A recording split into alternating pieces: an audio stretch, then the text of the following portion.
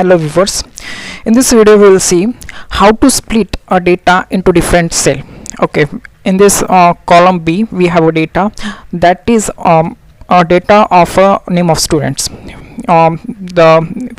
which contains data of name of the first name, second name and third name.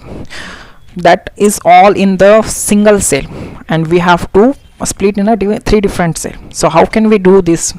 This type of data is generally maintained by educational institute and many other institutions where such data is required. This trick is very useful for them.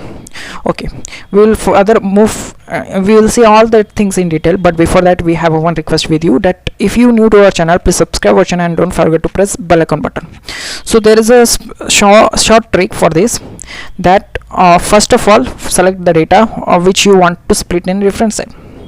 Then click on data, text to column, then delimit, select delimit, and click on the space. If the separation is by space, then click on the space. If there is another criteria for separation, then mention the select other and mention what is the criteria. Say hashtag, so mention hashtag, or if there is a that in place of hashtag or in place of in place of space there is a hashtag or at the rate, mention at the rate or any other thing, whatever in place of space. But in this case we have a space for separation, so click on the space, tick mark the space button, enter next button, and then a simple click on the finish button. Now a miracle is there. Data is transformed into three different columns or separated in three different cells.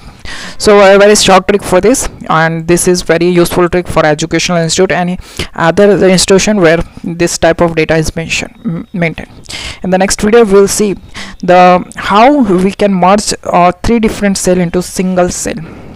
Okay, a short formula for this. So stay tuned with our channel, and if you're new to our channel, please subscribe our channel and don't forget to press bell icon button. Thank you.